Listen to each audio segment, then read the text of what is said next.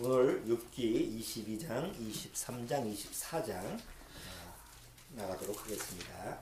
벌써 욥기의 중반전을 지금 들어가고 있습니다. 자, 욥기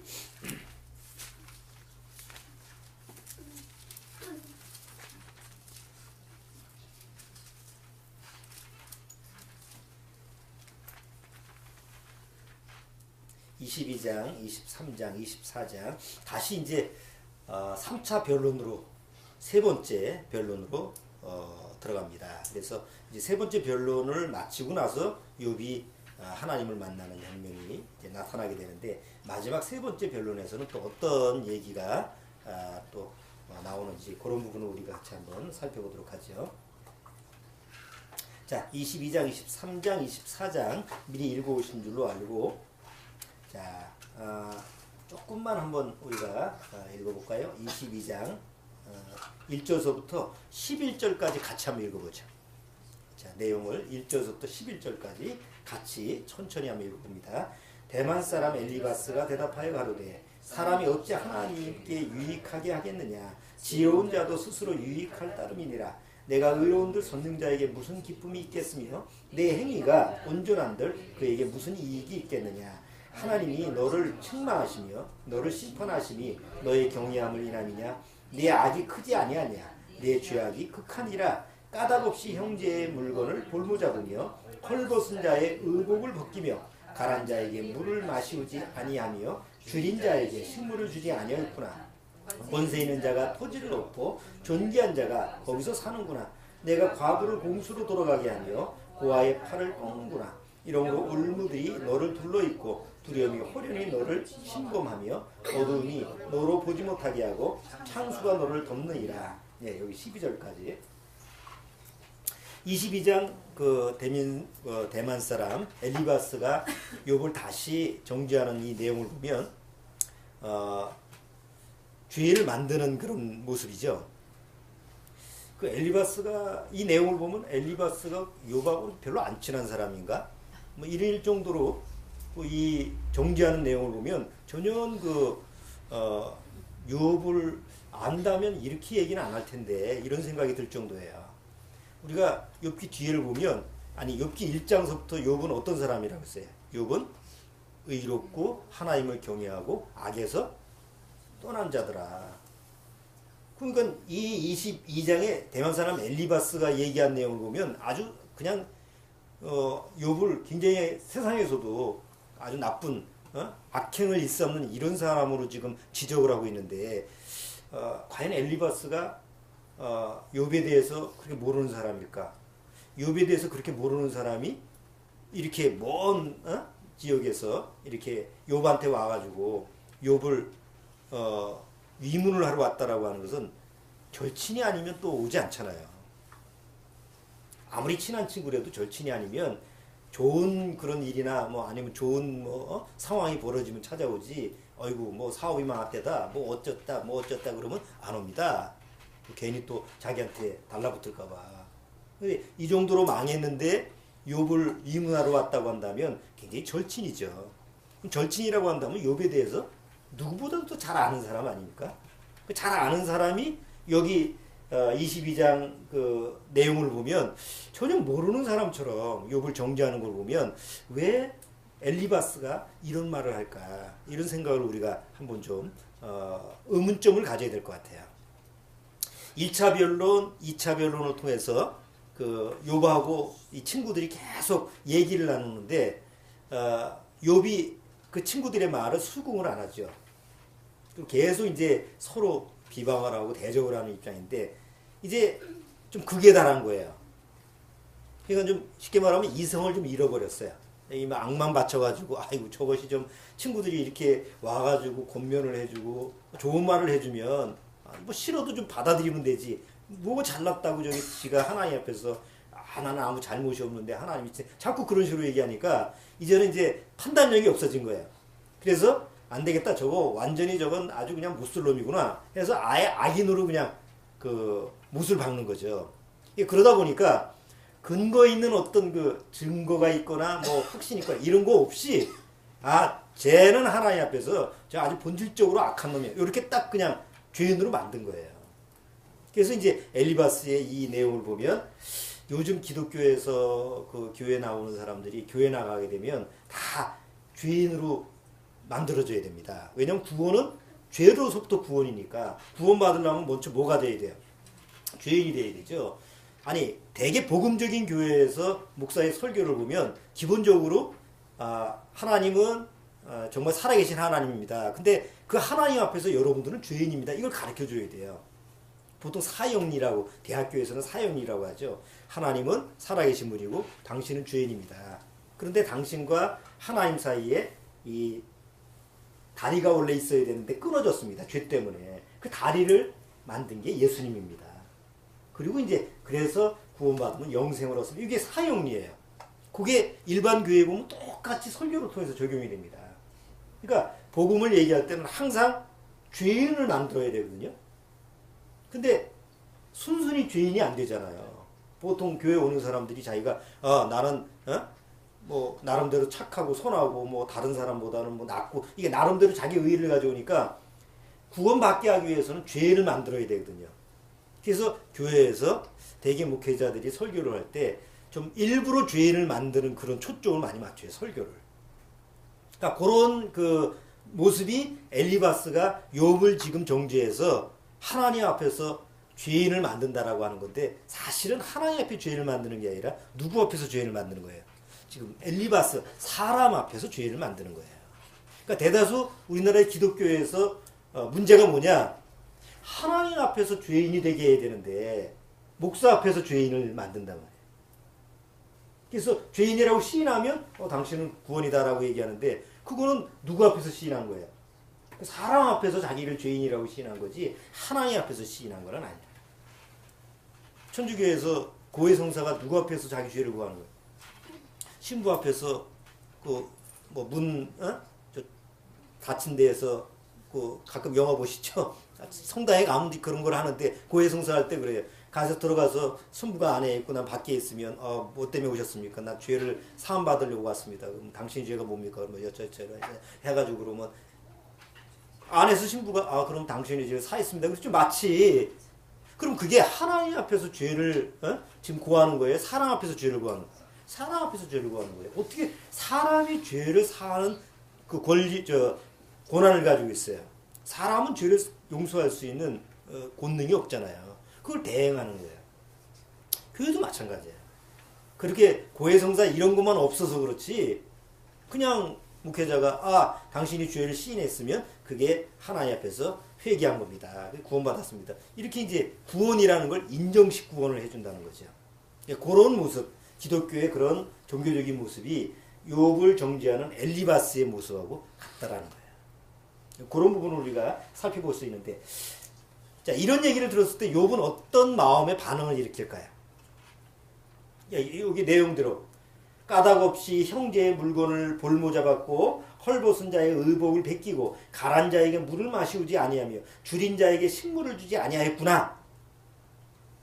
아니 이렇게 물어본 게 아니에요. 그렇게 안 했니? 이거하고 아니하였구나하고는 다르잖아요. 너 혹시 가란 자한테 목마른 자한테 물 주지 않고 헐벗은 자의 옷을 베끼지 않았냐? 이렇게 물어보는 거하고 너 안 왔지? 다르죠? 아예 죄를 정해놓고 너 이런 죄인이잖아. 시인의 이하고 똑같아요. 그러면 욥기 이제 31장을 한번 보세요. 욥기 31장 여기 손잡고 욥기 31장. 목 아프다. 주원아. 계속 내가 읽으니까 목이 아픈데 이제 주원이가 좀 읽어주라. 욥기 31장. 자, 16절. 욥기 31장 16절서부터 한번 천천히 한번 조금만 읽어보세요. 21절까지.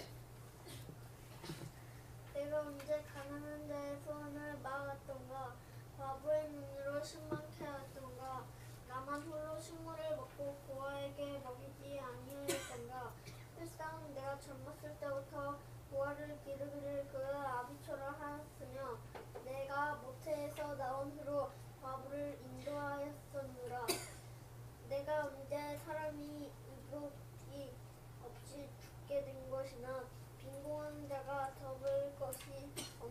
것을 보고도 나의 양털로 그 몸을 더럽게 입혀서 그로 나를 위하여 복을 빌게 하지 아니하였던가.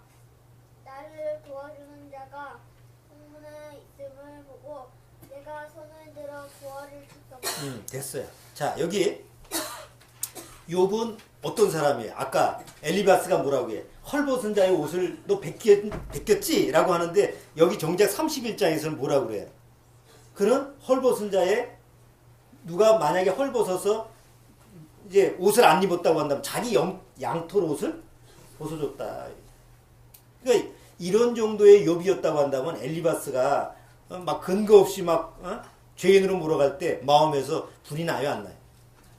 불이 나죠. 억울하게 막 죄를 나한테 뒤집어 씌우는데. 이런 일은 우리나라에서도 아주 흔했죠. 그 50 시절에 공안정국이라고 그러죠. 옛날에 공안정국이라고 해가지고 그냥 강권력으로, 법의 강권력으로 해서 사람들 다 했던, 꼼짝 못하게 했던 그 시절이 있었죠. 그때는 죄인이 아니어도 죄인이 되는 시절이었어요. 삼촌교육 때 해가지고 뭐 저리 끌고 가지고 좀 뭔가 좀 정화시킨다고 한 그 사건도 있었잖아요. 물론 뭐 그 당시에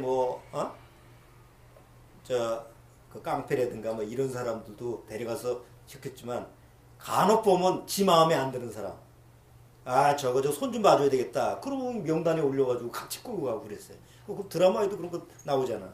예? 그때 내가 또 군생활을 했잖아. 군생활을 했는데 그때 삼촌교육대를 맡았어요. 나는 행정을 했더니. 그 삼촌교육대를 어떻게 뽑았냐면 그 명단을 뽑아요. 동네에서 질이 나쁜 사람들이 명단을 쫙 뽑아요. 그러니까 그 사람들이 죄를 졌기 때문에 명단에 올리는 게 아니에요. 전과가 있고 왜 행동이 안 좋고 다른 그 동네 사람들 주민의 의견을 들어보니까 질이 별로 안 좋아. 그 명단을 쫙 뽑아. 그래서 거기서 요것들은 좀 불러다가 한번 좀 훈련을 시켜야 되겠다, 교육을 시켜야 되겠다고 해서 딱 인원수 책정하면 잡으러 가요. 그 잡아가지고 훈련시키고. 그러니까 개중에 보면 자기가 왜 끌려왔는지도 몰라. 괜히 끌려와가지고 두들겨 맞고 상상이 안 가지면 그런 시절이 있었어요. 그러면 한번 생각을 해보세요. 나는 아무 잘못도 없는데 끌려가가지고 그렇게 거기서 훈련을 받고 심지어 죽는 경우도 있었고 그 얼마나 억울하냐. 근데 이런 일이 세상에서 어디 한 지역에서만 일어나는 게 아니죠.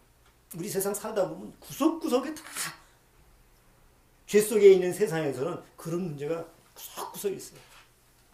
그 억울한 사람 천지야. 다 물어봐봐. 길 가는 사람도 들어보고 물어봐봐. 억울한 데 있냐고. 다 억울해.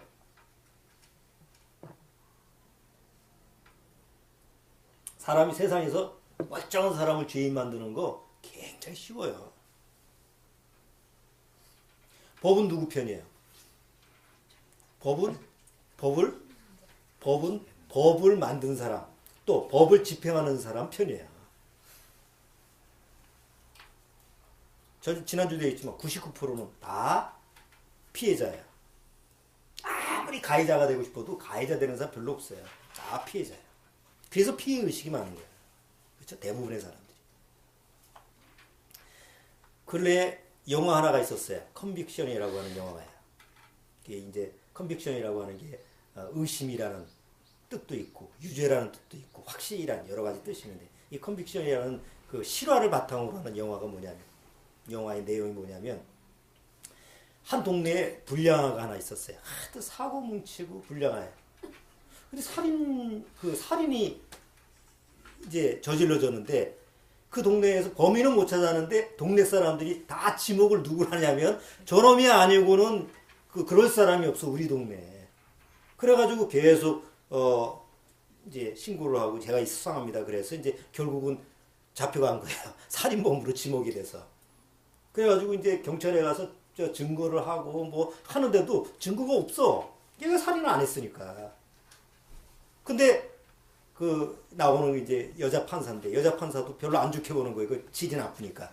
그러니까 아무리 봐도 얘 아니면 살인 저지를 사람이 이 동네에 없으니까 그래서 증거가 불충분한데도 유죄 판결을 내려버려요. 그래서 무기징역을 받아요. 그 동네 사람이나 뭐 부모도 없는 그 여동생하고 그 오빠 둘만 살았는지 뭐 영화를 직접 안 봐서 모르겠는데 줄거리만 내가 들어봤는데 그 오빠가 유일하게 무죄다라고 하는 것을 확신하는 동생 하나뿐이에요. 그 동네에서는. 그래서 그 동생이 마음을 먹어요. 우리 오빠의 무죄를 좀 증거해야 되겠다. 그래서 그 무죄를 증거하기 위해서 이제 법 공부를 하는 거예요. 거의 18년 동안을 공부를 해서 사법시험을 해가지고 그 다음에 변호사가 됩니다. 변호사가 돼서 나중에 자기 오빠를 변호를 하는 거예요. 18년이 지났는데 증거가 남았어요. 뭐 기록이 남았어요. 세월이 많이 흐르는데 결국은 나중에 다시 재판을 걸어가지고 자기 오빠는 증거가 불충분하기 때문에 사는 범위 아니다 해서 누명을 벗겨요. 근데 18년 동안 뭐 한 거야? 누명을 벗겼지만 18년 동안 그 오빠는 뭐 하고 있었어요? 억울하게 옥살이 하고 있었잖아요. 그런 실화를 바탕으로 해서 영화를 하나 했는데 그게 어떤 한 장소에서 이루어지는 것이 아니라 사실 우리가 사는 이 세상에 보면 어느 구석구석 보면 그렇게 억울한 경우를 당할 경우가 많아요. 그거는 우리라고 예외는 아니죠. 그렇죠? 우리가 인생 살다가 또 졸지에 또 그런 그런 문제에 또 휩쓸리지 않을 그런 부장이 없잖아요. 이 세상이라는 게 그렇거든. 자, 그러면 이 욥이라고 하는 사람의 입장에서 한번 생각해 보는 거예요. 항상 자기는 하나님 앞에서 잘못한 게 없다고 생각하는 사람인데 고작 친구들이 와서 계속 자기를 죄인으로 몰아갔을 때 얼마나 분통이 터지는 모습이에요. 아니 차라리 내가 살인을 하고 남의 것을 지들 말대로 그렇게 죄를 저질렀다고 한다면 그 말을 들어도 싸지. 그래 나 그런 놈이야 이렇게 하는데 자기는 전혀 그런 적이 없잖아요. 오히려 더 세상에서 의롭고 선하게 살려고 애썼던 사람인데 하지도 않았던 죄를 가지고 몰아가지고 이렇게 자기를 정죄했을 때 얼마나 마음이 분통이 터지니 욥이. 그래서 지금 22장에 이런 부분에 대한 내용을 보면 그런 내용인데 여러분 한번 이걸 가지고 이제 보통 우리나라의 기독교인이 생각하는 교회 나가서 기독교인이 생각하는 모습을 한번 보세요. 욥하고 똑같은 마음이에요. 교회를 왔는데 교회를 왜 나오죠? 교회를 적어도 왜 나와요? 그러니까 구원받은 모임에서 누가 인도를 해서 당신은 구원받아야 돼. 이런 얘기를 미리 듣지 않았으면 다 교회 나오는 사람은 복받게서 나오죠. 자기 마음 편하게 해서 나오는 거예요. 내가 그래도 종교를 하나 가지고 있고 그래도 종교 중에서 기독교가 제일 현대에 맞으니까 내가 교회를 나왔어.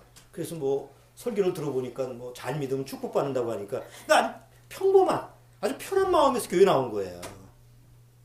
그리고 옛날 시대만 해도 그렇게 교회 나오면 편하게 대해줬죠. 뭐 다 좋고 좋은 설교라는데 요즘은 보통 교회가 복음이라는 지식에 대해서 많이 쌓여있기 때문에 기본적으로 목사들도 옛날 세대가 바뀌었잖아요. 지금 우리 세대는 그래도 공부는 좀 제대로 했거든. 신학교를 제대로 나왔기 때문에 복음하면 적어도 복음은 죄로서부터 우리가 번짐을 받는 거다라는 거는 이미 기본적으로 알고 들어가거든요. 그러니까 아무리 엉터리 같은 목사라 하더라도 복음을 얘기할 때는 죄에 대한 설교를 안 할 수가 없어요. 가장 기본이니까. 그러니까 일단 목사가 되면 성도들을 우리 교회 나오는 교인들을 구원시켜야지라는 생각은 누구나 하죠. 목사가 나쁜 생각이 아니잖아요. 내가 적어도 하나님의 부름을 받고 목회를 하려면 목사를 하려면 많은 사람 우리 교회 적어도 다른 사람으로라도 우리 교회 내 교회에 오는 사람한테는 구원을 꼭 받게 되게 이런 생각을 갖고 있잖아요. 구원받게 하려면 그 사람들로 하여금 뭘 깨닫게 해줘야 돼요? 죄인이라는 걸 깨닫게 해줘야 돼. 죄로서부터 구원이니까. 그러니까 오면은 죄인을 만들어야 되는 거예요. 그래야 이제 구원을 시킬 수 있으니까. 문제는 죄인을 어떻게 만드느냐.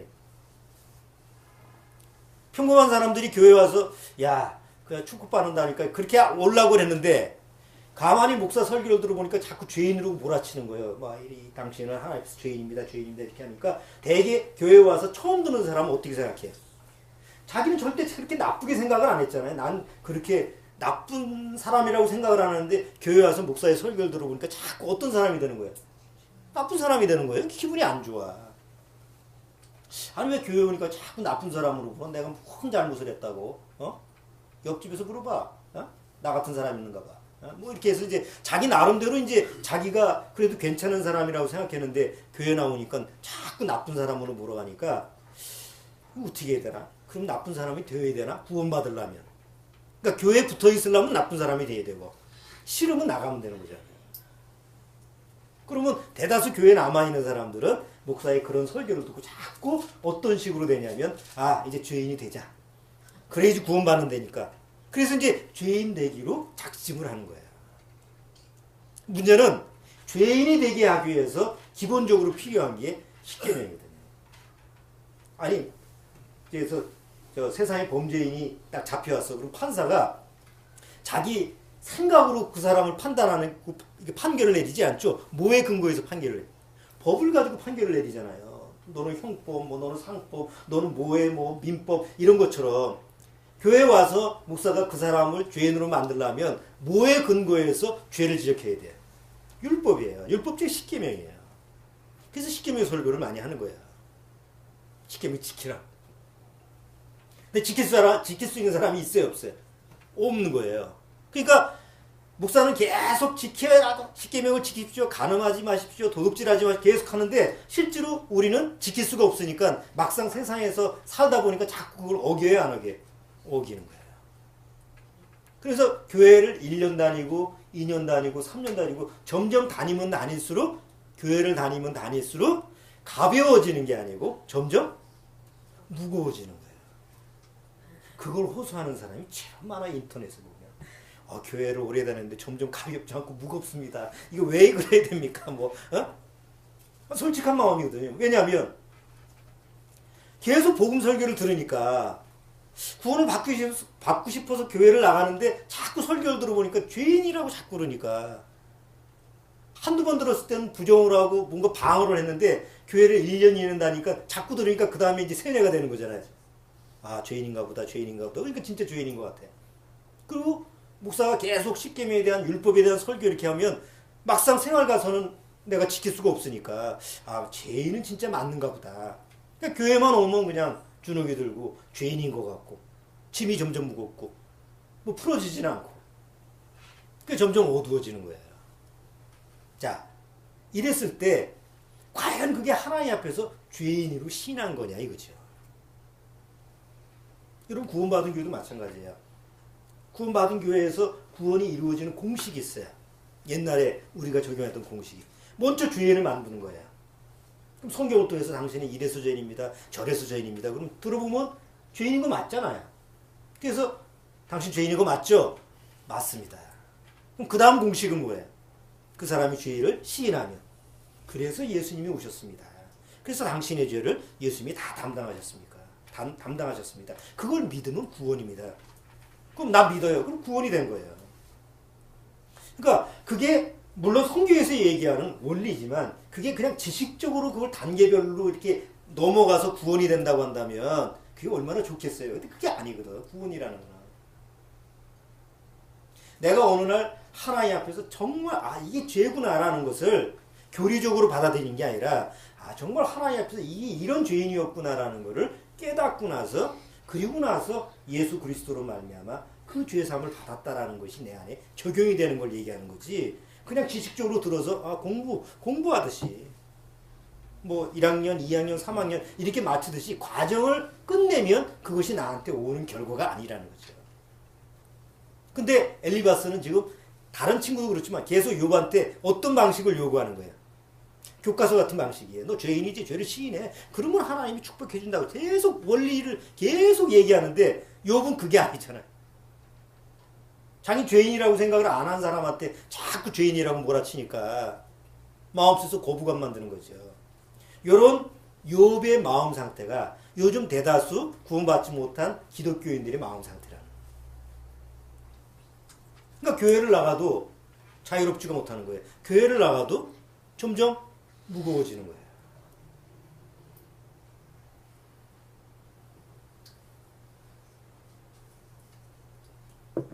자, 이제 22장에 가서 엘리바스가 욥을 막 정죄하니까 자기는 전혀 그런 사실이 없는데도 불구하고 욥은 답답한 거예요.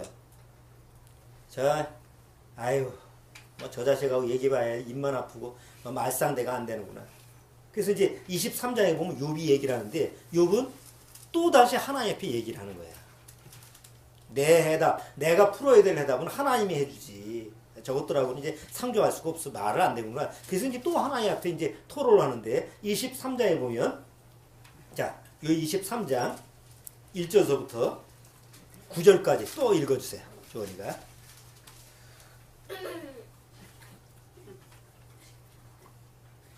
욥이 대답하여 가로되 내가 오늘도 혹독히 원망하니 받는 재앙이 탄식보다 중함이니라. 내가 어찌하면 하나님 경외할 것을 알고 그리하면 그 보좌 앞에 나가서 그 앞에 훈포하며 담백할 말을 입에 채우고 내게 대답하시는 말씀을 내가 알고 내게 이루시는 것을 내가 깨달으리라. 그가 큰 권능을 가지시고 나로 더불어 다투실까 아니라 도리어 내 말을 들으시리라.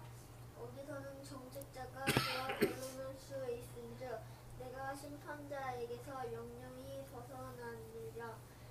그런데 내가 앞에서 가도 그가 아니 계시고 뒤로 가도 보이지 않느냐. 그가 왼편에서 일하시나 내가 만날 수 없고 그가 오른편으로 돌이키시나 배울 수 없구나. 네, 자, 잘 읽었어요. 욥이 지금 가지고 있는 문제가 뭐예요? 계속 친구들이 정죄를 하는데 말이 옳든 그렇든 간에 계속 정죄를 하는데 욥은 어쨌든 자기 문제를 해결하고 싶어요. 그런데 이 해답은 하나님만이 해답을 줄 수 있어요. 그건 알아요. 근데 누구를 못 만나요? 정작 해답을 줄 수 있는 하나님을 못 만나는 거예요. 그런데 이런 마음 상태를 가지고 있는 사람들이 대다수 교회 나가는 사람들이 많아요. 얘기를 이렇게 한번 해보세요. 나름대로 다 하나님을 만나보고 싶어요. 근데 가만히 보니까 내가 구원받은 입장에서 보니까 그는 만났어요, 못 만났어요? 못 만났어요. 그럼 헛짓만 하고 있지 하나님을 못 만나. 지 나름대로는 막 하나님을 만나려고 막 발버둥을 치는 게 보여. 그런데 못 만나. 왜 그를 안 만나줄까? 왜 욥을 하나님이 안 만나줄까? 여러분, 보통 교회 가서 목회자들이 이제 구원을 받게 하려면 죄를 만들어야 되는데, 근데 이제 다 구원받고 죄인이라고 해서 구원받았다고 하는데 가만히 보니까 이게 신앙생활이 자기가 원하는, 그러니까 목사가 보기에 바르게 신앙생활하는 사람이 아니에요. 그래서 계속 죄인으로 족쳐야 되겠어. 그래서 계속 올무를 만드는 거예요. 왜냐하면 계속 죄인인 상태로 만들어 놔야만이 하나님 앞에서 겸손하니까. 그래서 여러 가지 이제 건수를 만들죠. 가만히 그 주일날을 빼먹어. 자꾸 빼먹어. 저런 죄인이 있나. 이제 올 때마다 성수주일 하십시오. 주일 성수하십시오. 주일 성수라는 사자성어가 주일 빼먹지 말라 이거. 그럼 계속 설교할 때 그러면 간혹 또 빼먹고 빠지고 그러면 설교할 때마다 걸리잖아요. 그런데다가 가끔 예화를 들어서 누가 주일날 빼먹고 어디 갔는데 사고가 났더라. 뭐 어쩌고 저쩌고 이렇게 얘기를 하면 이제 그게 이제 아니라고 하면서도 걸려 넘어지는 거예요. 제일 많이 걸려 넘어지는 게 헌금이에요. 11조 떼먹고 잘 되는 사람 못 봤더라 뭐 하면서 이제 계속 이제 우회해서 그 얘기를 해요. 그러면 나름대로 생각해서 야 그래 하나님 앞에서 헌금도 해야 되는데 내가 그걸 못하니까 그것도 죄인이구나. 아니 그게 아닌 것 같으면서도 계속 마음속에서 끊이지 않게 쫓아가게 만드는 거예요. 그러니까 결국은 사람들이 마음속에서 하나님 앞에서 죄인이라는 것을 시인하게 하는 게 아니라 사람 앞에서 자꾸 죄인이라고 하는 것을 이렇게 나름대로 그냥 목사님 앞에서는 내가 막 주눅이 들고 죄인 그렇게 만드는 모습을 만드는 거예요. 교회라는 조직에서. 그럼 보세요. 보통 교회 가서 목사 앞에서는 아주 죄인인 척하면서도 막상 그 사람의 삶을 보면 하나님 앞에서는 어떤 모습이에요? 아니 하나님 앞에서는 아주 하나님과 아주 그냥 대적으로 하고 마음속에서는 하나님을 뭐같이 여기면서도 막상 사람인 목사 앞에서는 아주 벌벌 떨어요. 왜 보이는 사람 앞에서는 그렇게 벌벌 떠는 사람이 보이지 않는 하나님 앞에서는 하나님을 무시하고 살아요? 이게 구원받지 못한 사람이에요. 그걸 그렇게 만드는 거예요. 그러니까 구원이라는 생명이 없으면 결국 사람들로 하여금 사람 앞에서 죄인인 척하게 하지 하나님 앞에서 죄인이라고 이렇게 깨닫게 해주지는 못해요. 그래서 구원이 있을 수가 없는 거예요. 그러나 구원의 생명이 있는 교회에서는 하나님 앞에서 죄인이라고 하는 것을 깨닫게끔 말씀을 통해서 가르쳐 줄 수 있죠. 성경을 통해서 깨닫게 하는 겁니다. 그럼 욥은 지금 하나님 앞에서 어떤 마음이에요? 아, 나 하나님 앞에서 죄인입니다라는 걸 시인하는 사람이에요. 아니면 난 하나님 앞에 잘못한 거 없어요. 그거 하나님 아시잖아요. 여전히 자기의 의의를 붙들고 있는 사람이에요. 자기의 의의를 붙들고 있는 사람이에요. 자기의 의의를 나는 절대 하나님 앞에 잘못한 게 없어라고 하는 사람한테 옆에서 누가 뭐라고 죄인이라고 해도 그게 꺾여지냐고. 죽었다 깨어나도 안 되는 거죠. 자, 그러면 여기서 왜 하나님은 욥을 안 만나줄까요? 욥이 이 정도로 정말 나 하나님 만나고 싶습니다. 여기 3절 한번 보세요. 내가 어찌하면 하나님 발견할 것을 알고 그리하면 그 보좌 앞에 나가서 그 앞에서 호소하며 변백할 말을 입에 채우고 내게 대답하시는 말씀을 내가 알고 내게 이르시는 것을 내가 깨달으리라. 얼마나 하나님 앞에서 듣고 싶어. 해답을 듣고 싶어. 그런데 그 뒤에 말을 잘 보세요. 왜 하나님이 안 만나주시는지 이유가 있어요. 6절 그가 큰 권능을 가지시고 나로 더불어 다투실까? 아니라 도리어 내 말을 들으시려라. 그럼 욥이 하나님을 찾는 이유가 뭐예요? 하나님 말을 듣는 게 아니에요. 내 억울한 말을 하나님이 좀 들었으면 좋겠다. 내가 정말 분하고 원통한데 그 말을 들을 수 있는 건 하나님밖에 없다. 이렇게 생각하고 지금 하나님을 찾는 거예요. 그러면 욥이 지금 하나님 앞에 얘기하고 싶은 말이 과연 하나님 보시기에 옳은 말이냐 그런 말이에요. 해봐야 엉터리 같은 말이잖아요. 욥이 지금 하고 싶은 말은 뭐예요? 자기가 억울하다는 거 아니에요. 자기는 잘못이 없다 이거 아니에요. 그런데 하나님이 그 만나줘가지고 하나님이 무슨 몇 마디 하실 수 있겠어요? 지 말을 그냥 막 퍼부을 텐데? 여기서 우리가 하나 알아야 될 게 있어요. 보통 기독교인들이 거듭나지 못한 기독교인들이 교회 나가면서 어떻게 생각하냐면 뭐 시간 되면 하나님이 자기를 만날 수 있을 거라고 착각을 해. 그렇죠? 내가 원하기만 하면 하나님이 만나주실 거라고 믿어요. 그런데 누구나 다 만나는 장소에서 하나님을 만나면 재미가 없어. 좀 신성해야 되잖아. 그러니까 어디로 가야 돼요? 나만의 공간, 기도원, 기도굴 뭐 이렇게 뭔가 나와 하나님과의 아주 깊숙한 뭔가 은밀한 곳을 찾기 때문에 결국 그런 데서 하나님이 나를 만나주실 거다라고 생각하는 거예요. 그래서 기도원이 흥황 장사도 잘 되고 그런 거 아니에요. 기도원 찾아가는 이유가. 그러면 하나님은 꼭 그런 장소에서 만나준다고 그랬어요? 아니죠. 무소부재의 하나님. 어디나 계실 수 있는 하나님이야. 그런데 우리가 알아야 될 것은 하나님은요. 누구나 만날 수 있어요. 그러나 하나님 스스로 누구나 만날 수가 없어요. 성품상. 왜 그렇죠? 하나님의 성품은 어떤 성품이에요? 거룩한 성품이에요. 죄가 없는 성품이에요.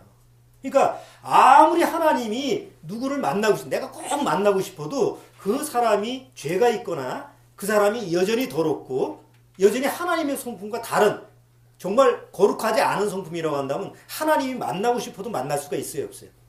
없어요. 만나기 싫어서 안 만나는 게 아니에요. 하나님이 아예 나 안 만나고 싶어 이게 아니에요. 아무리 하나님이 나를 만나고 싶어도 하나님의 성품상 하나님이 거룩하기 때문에 내가 거룩하지 않는 한 만날 수가 없어요. 그래서 마태복음 뭐라고 그랬어요? 내가 거룩하니 너희도 거룩할지어다. 사도 베드로 그걸 인용해서 그렇죠. 하나님 앞에서는 거룩한 사람이 되어야 돼. 먼저. 그래야지 하나님의 성품과 내 성품이 일치가 돼야지 만날 수 있지. 아무리 하나님이라고 해도 스스로 하나님이 하실 수 없는 게 있어. 하나님의 성품을 거스리고 죄인을 만나줄 수가 없어요. 근데 보통 교회 나가는 사람들은 하나님을 어떻게 생각해요? 무조건 내가 나가면 하나님이 나와 만나주는 하나님이라고 생각해요. 그렇죠. 대개 교회 나가는 사람들이 뭐예요? 기도하면 다 하나님이 들어준다고 생각하잖아. 모기타임 했더니 이승철이 나오더라고. 사고도 많이 치고 젊은 시절에 방황도 많이 했잖아. 지금은 좋은 일도 많이 하고 그러잖아요. 그 이제 자기 그 재혼한 부인하고 아침에 새벽 기도를 가더라고. 그 사람이 이제 30살 뭐 팬 뭐 무슨 잔치하는데 다큐로 나오더라고요. 근데 이제 아침 일찍 저기 자기 부인하고 새벽 기도를 가는데 찍으면서 물어보는 거예요. 아침에 왜 새벽 기도 가시냐고 그랬더니 아침에 새벽에 일어나서 이렇게 조용하게 기도하고 그러면 마음이 편안해지고 뭔가 좀 또 하루가 또 좀 아주 잘 될 것 같아서 이렇게 기도하러 나간다고. 가서 기도하는 모습을 두 부부의 기도하는 모습을 찍는 거예요. 열심히 기도하더라고. 그럴 때 그 이승철이가 기도할 때 하나님 앞에서 내 기도는 안 들어줄 거야 이렇게 생각을 하고 기도하겠냐고요. 이 아침에 하나님이 내 기도를 이른 아침에 들어주시는구나. 하나님이 나하고 대화를 하시는구나. 이렇게 생각을 하잖아요. 기도하는 사람은 다 그렇게 기도하지. 기도가 곧 하나님과 나하고 대화라고 생각하니까. 여러분들은 기도할 때 그렇게 생각 안 해요? 그러니까 누구나 하나님은 뭐 내가 만나고 싶으면 만나고 내가 뭐 하나님과 대화하고 싶으면 대화하고 이렇게 생각을 해. 간단하게. 그런데 하나님은 성품상 그럴 수가 없다니까요. 하나님의 성품 자체가 그렇게 할 수가 없어요. 욥은 지금 뭘 모르는 거예요? 자기가 맘만 먹으면 하나님을 만날 수 있다고 생각하는데 지금 못 만나잖아요. 하나님이 뭐 자기한테 얘기하지도 않고 뭐 하나님을 찾을 수가 없으니까. 왜 그런지 이유를 모르는 거예요. 왜 그래? 하나님이 잘못된 거예요? 지가 잘못된 거예요? 여러분 생각해 보세요. 살인자가 살인을 했어요. 살인범이 내가 저거 죽이고 싶다 해서 죽였어요. 죽였는데 그새 내가 잘못했어. 내가 밉다고 해서 저거 죽인 건 잘못했어. 그래서 내가 죄를 시인하고 경찰한테 스스로 이제 나갔어요. 내가 저 사람 미워가지고 그러지 말아야 되는데 내가 죽였습니다. 내가 죽을 죄인입니다. 나 좀 판결 받겠습니다. 판사 앞에 가겠습니다. 판사 앞에 갔어요. 내가 살인을 했는데요. 내가 생각해 보니까요. 내가 한 10년은 살아야 될 것 같아요. 판사님 판결해 주세요. 말이 되는 얘기예요? 자기가 자기 죄를 스스로 심판을 해서 자기 죄에 대한 대가를 정해놓고 그 판사 앞에 가면 그래? 괜찮은 것 같네? 그럼 10년. 그 판사가 그렇게 하냐고. 사람들이 하나님이 나갈 때 그런 마음으로 나간다는 거예요. 만약에 그런 하나님이라고 한다면 그게 성경에서 말씀하는 하나님이냐? 아니잖아요. 근데 사람들이 자기가 자기 나름대로 뭔가 하나님 앞에서 나는 이 정도의 뭐 판결을 받아야 돼. 나는 이 정도로 받아야 돼. 나는 지옥 가서는 안 돼. 뭐 이렇게 나름대로 자기가 정한 룰을 가지고 하나님 앞에 나가려고 한단 말이에요. 그런 사람을 만나줘요? 안 만나줘요? 안 만나주는 거예요. 왜? 만약에 그런 사람을 하나님 앞에 만나주면 하나님 내가 죄인이라고 하는데 말이죠. 그래도 지옥 갈 죄인은 아니잖아요. 죄는 안 졌다고 할 수는 없으니까 조금만 좀 때리시고 용서를 해주세요. 이 정도로 자기가 자기 판단, 자기가 심판자가 돼가지고 하나님 앞에 나갔다 합시다. 근데 하나님이 무슨 소리야? 죄가 조금만 있어도 지옥 심판이야. 넌 지옥이야. 이렇게 하면 그 사람이 뭐라 그럴 것 같아요? 그래요? 나 몰랐는데 절대 안 그래. 이런 썩어 빠질 하나님이 있어요. 세상에 그런 법이 있어요. 오히려 하나님을 대적할 거예요. 그럼 그렇게 뒤통수 맞는 하나님이냐고. 하나님이 택도 안 되는 얘기 아니에요. 그러니까 하나님이 사람을 만나준다라고 하는 것은 물론 죄가 없을 때는 가능해요. 그러나 죄로 타락된 다음에는 하나님 스스로도 죄인을 만나줄 수가 없는 게 하나님의 성품이라는 걸 먼저 알아야 돼요. 근데 대다수 거듭나지 못한 기독교인들이 하나같이 가지고 있는 생각이 뭐냐면 마치 자기가 맘만 먹으면 하나님이 만날 수 있을 거라고 착각을 하는 거예요. 욥기를 통해서 아니다. 왜 하나님이 욥을 만나지 않아요? 욥이 하나님 앞에서 근본적인 잘못된 마음을 가지고 있는 거예요. 그걸 깨닫기 위해서 지금 하나님이 욥으로 하여금 계속 과정을 겪게 하는 거죠. 근데 욥은 23장에 가서 도대체 왜 하나님이 나를 안 만나주시는 거야? 하고 한탄하는 거예요. 그래도 아무 응답이 없잖아요. 우리가 복음을 전할 때 하나님은 살아계신 분입니다. 당신 구원받지 못하면 지옥 갑니다. 이렇게 얘기하면 처음에는 좋게 얘기하면 농담으로 받아들여요. 조금 죄 얘기하고 나서 당신은 죄가 있기 때문에 하나님은 지옥 갈 수밖에 없습니다. 이렇게 얘기하면 그걸 심각하게 받아들이죠. 오늘 심각하게 받아들여요. 그러면 그 다음부터 따져요. 뭐 몇 번 여러분들이 전도를 해보면 보통 똑같은 케이스예요. 어떤 사람한테 전도를 해요. 아니, 하나님도 안 믿었어. 근데 하나님은 살아계신 분입니다. 왜 증거에 대한 얘기를 해주고, 그런데 우리는 본의 아니게 죄인으로 태어나서 이렇게 하나님의 죄인입니다. 근데 죄인은 조그만 죄를 져도 지옥 가게 돼 있습니다. 그게 하나님의 법입니다. 이게 쭉 설명을 하면 한참 듣다가 뭐라고 질문해요. 그래요? 그럼 뭐 지옥 간다고 합시다. 그러면 내가 하나 물어보겠는데, 그럼 하나님이 이 세상을 창조했다며. 그래서 창조하신 하나님이라며. 그 왜 이 세상이 이 모양 이 꼴이요? 라고 꼭 물어봐요. 왜 세상이 이 모양 이 꼴이냐? 근데 욥이 24장에 가면 똑같은 질문을 해요. 24장 보세요. 어찌하여 전능자가 시기를 정하지 아니하셨는고? 어찌하여 그를 아는 자들이 그의 날을 보지 못하는고? 어떤 사람은 지게표를 옮기며, 지게표를 옮긴다는 거예요. 내 땅인데 지 맘대로 옮겨. 여러분, 이제 요즘도 그렇죠. 내가 오랫동안 이 집에 살았어. 근데 어느 날 집 빼래, 철거하래. 왜? 앞에 도로가 나야 된다고. 아니, 이건 우리 조상 대도에 있는 집인데 필요 없어. 그 국가가 원하면 다 해야 돼. 그런 일이 계속 지금 있어요, 없어요? 있어요. 저 제주도에서 한참 시끄러운 게 뭐예요? 저 해군 기지 만든다고 했대. 정작 거기에 사는 사람들은 오래전부터 살았던 사람 아니에요.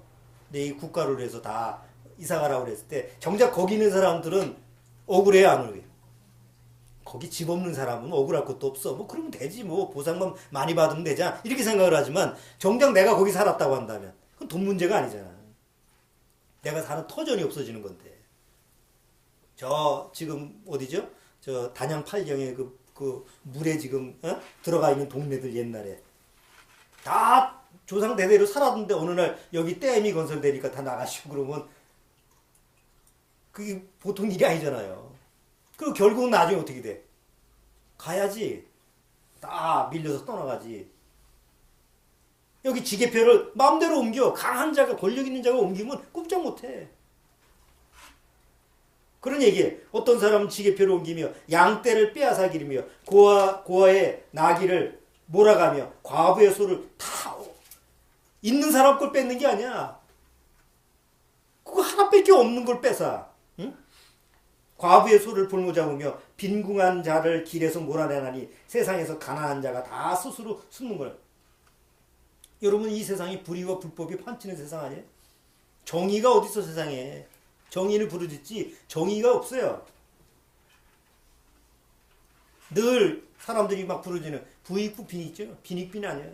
부자는 더 부자가 되고 가난하면 더 가난한 자가 되고. 지금 중산층이 있어요, 없어요? 없어. 앞으로 더 그래. 지난주에 얘기했잖아. 1%는 자기 1%를 유지하기 위해서 99%를 절대 못 올라가게 해. 법을 그렇게 만들고 사회 시스템을 그렇게 만들고. 24장 5절 계속 읽어보자. 24장 5절 그들은 거친 땅의 들나귀 같아서 누구의? 악인들을 얘기하는 거예요. 아주 들나귀 같아서 나가서 일하며 먹을 것을 부지런히 구하니 광야가 그 자식을 위하여 그에게 식물을. 세상에 광야에 아무것도 없는 세상이야. 그런데 들나귀 같은 그들은 나가서 광야에서 오도. 세상의 부자들은 세상에 돈이 없을 곳을 어떻게 그렇게 잘 찾아다니는지. 가면 다 거기서 주워. 평범한 사람들은 눈 씻고 가봐야 거기서 굶어 죽어. 그런 데서 그 세상이 도대체 이해가 안 되잖아요. 빌어먹을 세상 아니야? 그래서 빌어먹을 세상이라고 하잖아. 예? 사회적으로 정말 무시무시한 세상이에요. 가끔 텔레비전 보시죠? 이마트, 마트인데 예? 차에 타려고 그러는데 그때 바로 납치를 해가지고 어디로 끌고 가. 어찌 잡을 수도 없고. 어?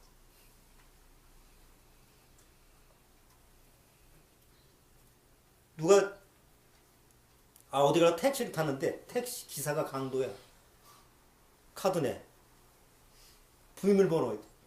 또 이 사람은 또 고지시켜가지고 절대 죽으면 죽었지. 나 비밀번호 못 가르쳐주네. 그 황천길 갔잖아. 얼마나 있었는지 모르지만. 예? 옛날같이 이렇게 놔주고 그러질 않아 요새는. 생명의 가치를 옛날처럼 살려는 줘야 되겠구나 이런 세상이 아니야. 아니 파리 목숨 또 안 여겨.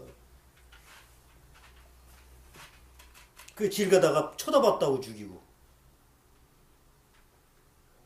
아니 무시무시한 세상 아니야. 예, 그런 거예요. 그 다음에 조금 더 지나가서 11절 보세요.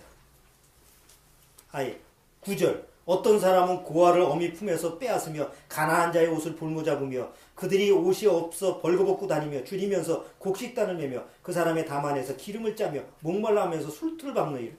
남 데려가지고 종로를 시키는 거예요. 없는 자를 데려다가. 이 사회 구조 아니에요 지금?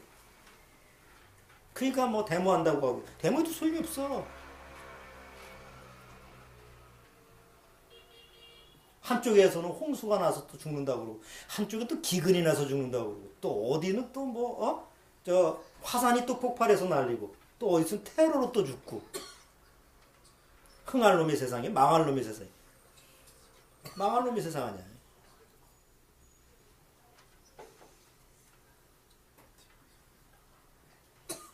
어느 집에서 빌라에서 불이 났어요.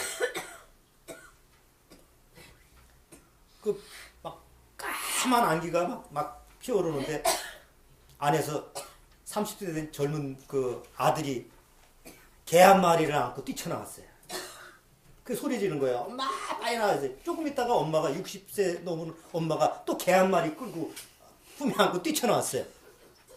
소방관이 부지런히 가서 또 없습니까? 했더니 노모 90세 노모가 거기 안에 있대. 아니 개는 끌고 품에 안고 오고 노모는 거기서 팽개치고 왔어. 그 어머니 하는 말, 개 한 마리가 더 있는데. 개 같은 세상 아니야? 정말 개 같은 세상 아니냐고. 그게 남의 얘기가 아니라 우리나라의 얘기예요.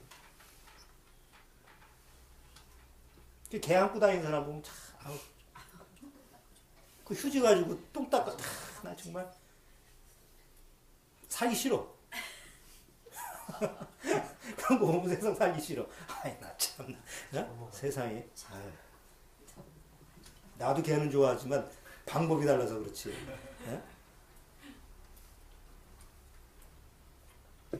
어떤 글 쓰는 사람 더러우니 세상이고 억울하고 분하고 원통하니 세상살이거든. 세상살이고. 초등학교 6학년짜리가 왕따를 당해가지고 집단 폭행을 당했대요.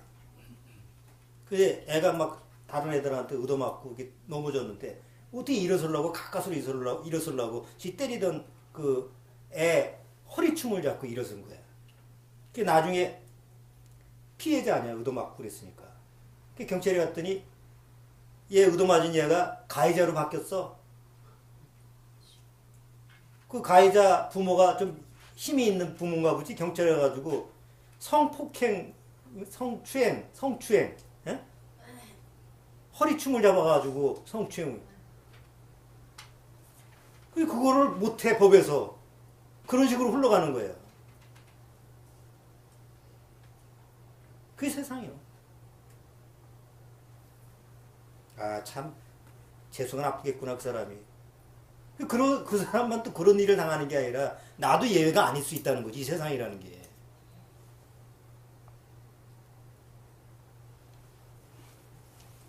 텔레비전을 보든지 항상 진실은 왜곡돼 있잖아요. 불의가 정의를 대신해서 마치 그게 정의인 것처럼.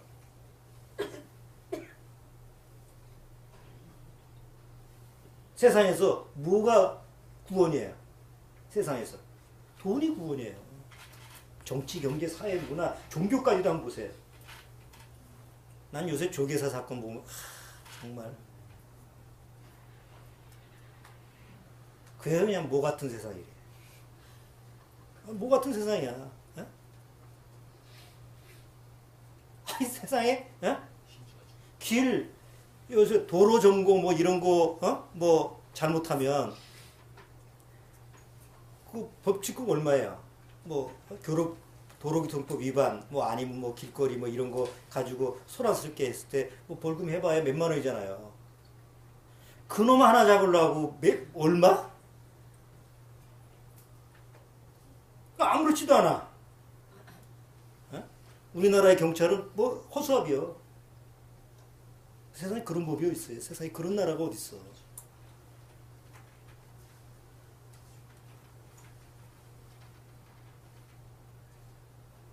그래가지고 그냥 다 마음속에서 그런 걸 보면 참, 세상에 거지 같은 세상, 뭐 같은 세상이고, 개 같은 세상이고, 뭐 세상을 좋다고 얘기할 수가 없어. 아이들한테 학교 다닐 때 이 어린 아이들한테는 맑은 세상, 뭐 밝은 세상, 뭐 이렇게 얘기하지만 밝긴 뭘 밝고 어두워. 애들도 알아. 예? 애들이 세상이 어떻다라는 걸 알잖아요. 좀 어둡고. 주영아, 세상에 대해서 한마디로 얘기하면 어떤 세상이라고 하고 싶어? 그렇지. 답답한 세상이야. 정말 정확하게 얘기한 거예요.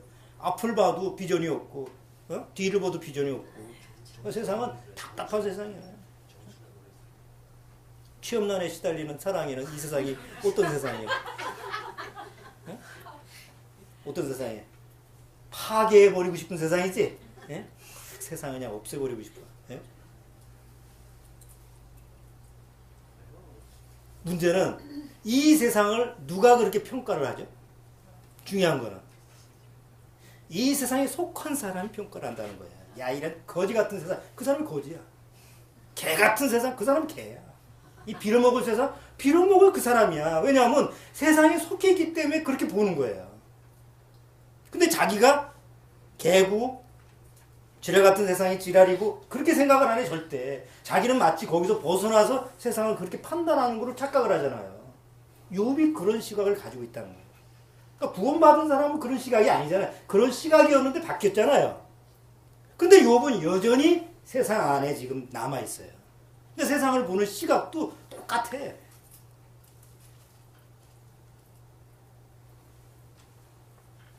욥의 문제가 그거야. 바로 내가 세상에 속해 있고 그 망할 세상, 그 거지 같은 세상, 정말 아무 가치가 없는, 소망이 없는 그런 세상에 내가 속해 있구나. 그거를 알아야 되는데 그걸 못 깨닫는 거예요. 적어도 자기는 그런 세상에 속한 사람이 아닌 것처럼 지금 하잖아요. 그러니까 문제 해결이 되겠어요? 우리나라의 기독교의 문제가 뭐예요? 그 안에 있잖아 지금.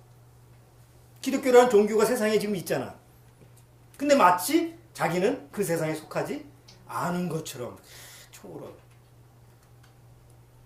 조계사 스님 뭐라고 그래? 이 세상의 정의를 우리가 외면하면 되겠냐. 마치 무슨 세상에 속하지 않은 절처럼. 종교가 그래, 세상 종교가. 가증스럽죠.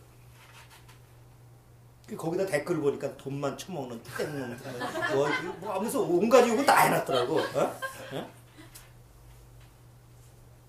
욕을 먹어도 싸. 그렇게 거짓 뜻을 마치 진실인 것처럼 마치 종교가 무슨 세상 정의를 위해서 막 행하는 것처럼 사람들이 그걸 믿질 않잖아요.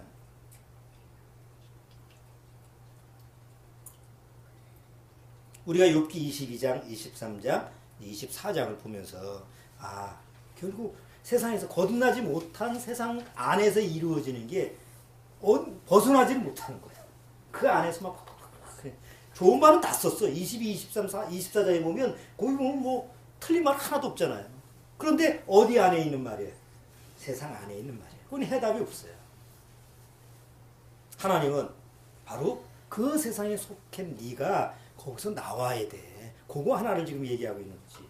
그 안에서 뭐 진리를 찾고 그 안에서 뭐가 정이냐 그걸 아주 구분하고 참과 거짓을 구분, 그거 아니냐.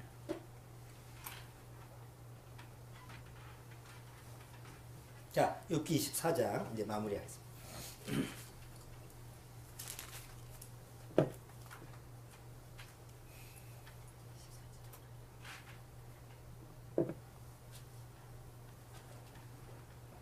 자, 22절. 22절부터 25절. 교리가 다시 한번 읽어주세요. 그러나 하나님이 그 권능으로 강한 자들을 고정케시니 살기를 바라지 못할 자도 일어나는구나. 하나님이 그들을 호리하사 평안케 하시나 그는 그들의 길에 있구나. 높아져도 잠시간이 없어지느니 낮아져서 도민처럼 재앙을 당하고 목지 이삭같이 배임을 입으니라. 가령 그렇지 않을지라도 능히 내 말을 거짓되다 지적하거나 내 말이 헛되다 변박할 자 누구랴. 예. 자, 25절. 아직까지 욥은 정신을 못 차려요. 지금 뭐가 어떻게 돌아가는지 몰라. 앞에 얘기는 실컷 해놓고 나서 그 다음에 여전히 자기에 대해서 뭐예요? 내가 뭐 앞에 얘기가 가령 뭐 아니라고 해도 여전히 나는 능히 내 말을 거짓되다 지적하거나 내 말이 헛되이 변박할 자가 누구겠느냐. 나와봐라. 나는 뭐 하나님 앞에서 내가 그릇된 게 없어. 나는 정당해. 그러니까 이제 계속 시간이 그렇게 흘러가는 거예요. 여러분, 대다수 사람들이 욥처럼 아무리 종교성이 강해도 말이죠. 거듭나지 못하면 이 상태에서 벗어나지 못해요. 여전히 자기를 붙들고 있는 거예요. 그런데 마음에서는 하나님을 진짜 만나고 싶어요. 나 기도도 해보고 열심히도 해보고 뭐 봉사도 해보고 그런데 점점 짐이 무거워지는. 그게 안타까운 점이에요. 그런 게 보이잖아요. 구원받으면. 야, 뭐 저렇게 쎄 빠지게 해봐야 하나님을 못 만나는데 왜 저럴까? 그럼 가서 얘기를 해봐요. 그게 아니라고 얘기하면 펄펄 뛰면서 또 여기 25절 똑같이 얘기해. 예?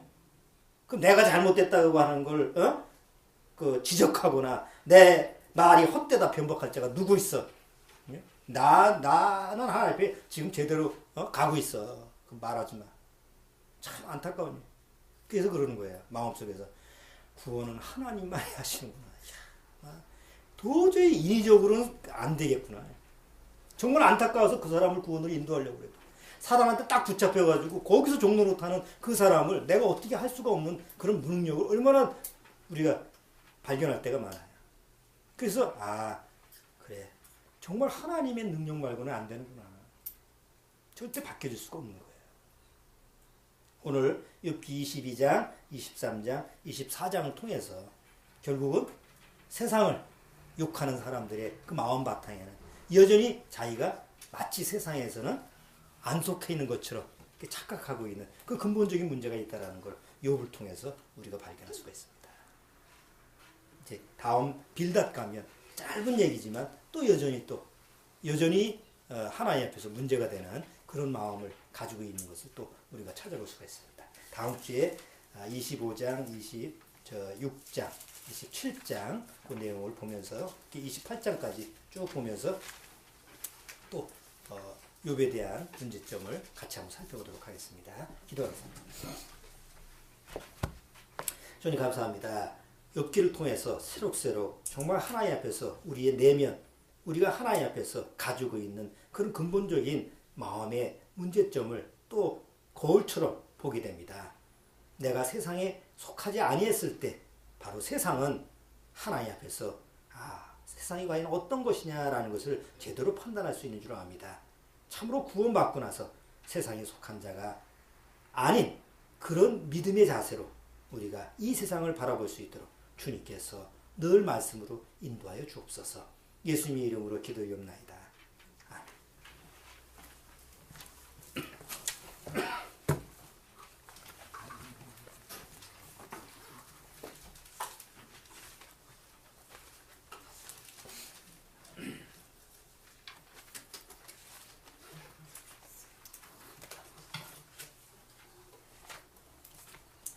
자, 아까 256장 다시 한번 불러볼게요.